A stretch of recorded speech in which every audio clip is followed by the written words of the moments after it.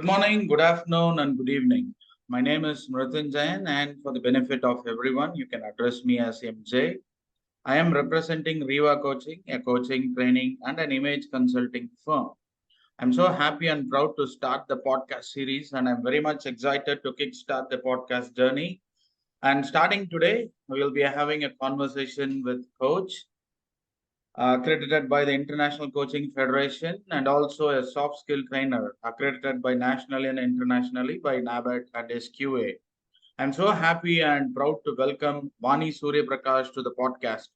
Welcome, Vani. How are you doing today? Very good day to everyone. I'm doing good, MJ. Thank you so much for having me here. How are you? Well, to be honest, I'm feeling fantastic and more importantly, very excited to have you with us today on this launch of our podcast. Thank you so much. Pleasure is mine, and I would like to thank you for having me here. Super. So let's kickstart the day and let me ask you the first question, or let me begin the questioning session. What do you want to talk about today? Well, I wanted to start this topic called as self-victimization. Hmm. Uh, it's a very vast topic. Hmm. However, I would like to break them down into bite-sized information over a series. Wow, that's terrific. I appreciate the term bite-sized information. I think that will be very easier for the listeners and also especially myself to consume. And I'm more curious to understand why this topic. Why? Thanks for asking that because self-victimization is one of the traits that I've seen every human being has it, and it comes on different phases of life.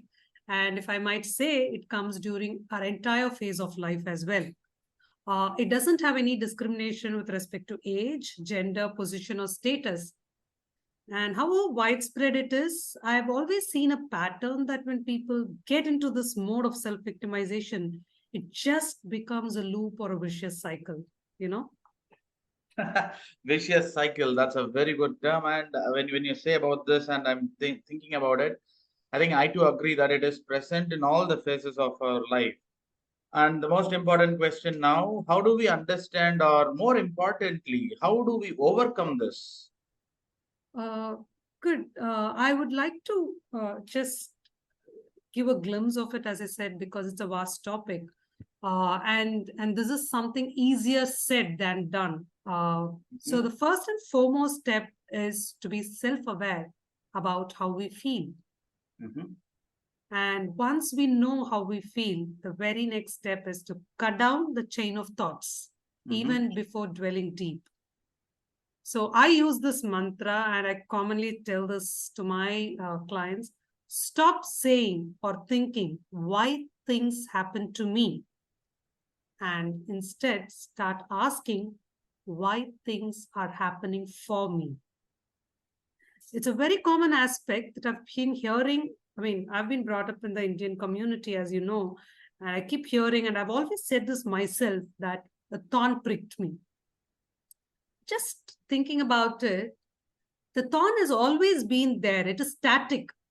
And it's me who has passed by and made a mess with a thorn. So the lesson that we all are not acknowledging or don't want to accept is how careful we should be and be in the moment to avoid running into the thorn. Wow, that's definitely something to think about, and definitely I too agree with what you said. The thorn has always been there. I think it's always been there, and it's me who passes by. I think that's a wonderful thought, and I really appreciate this thought process that you have shared with us. And how do we overcome the self-victimization? And most importantly, what is your tip that you want to share with the listeners today? Definitely. I mean, I learned this over a period and I'm still learning, I would say. Yep. Mm-hmm. But however, when I get such thoughts, what do I do is take deep breaths or take a short walk. But the most effective one, which has worked for me, is I prefer to go out and have a cup of coffee from a coffee shop. That's great. Yeah. you know, Particularly why I mean coffee shop is it just gives me that breather going out rather than having it in the place where I am. So that is all matters. So I would suggest everyone to have your own way of coming out of such thoughts and identify what works for you. It might be deep breaths, it might be walking, or as I said, it might be a cup of coffee, which worked for me. So find what works for you.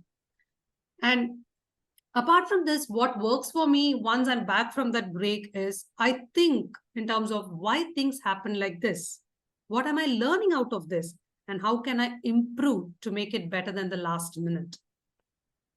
Oh, that's fantastic options you have given us. Go for a walk, drink coffee, or I can also add mine. Listen to some music that you like. So that was a fantastic thought process, and it has really given me a lot to think about. And I'm sure people listening to this will also have their minds running now. So it was a unique topic of discussion, and I'm sure many of you listening to this would be more interested to have such sessions. And if you really like to have a coaching session with a certified coach, I think you can visit the website www.rivacoaching.com and fill up the contact page, and then we can get back to you and take it forward. Thank you, Vani. That was great. Thank you so much, MJ, for this wonderful presence and for this opportunity. So thank you all listeners. Thank you so much, Vani, for this wonderful food for thought. And it was a pleasure having you with us. And yes, we are going to have a series of such podcasts with Vani, and I'm sure she's going to give a lot of insight into different aspects of our life. Once again, thank you so much. And this is MJ signing off for the day with a quote. If you act like a victim, you're likely to be treated as one. Have a great rest of the day. Cheers. Bye.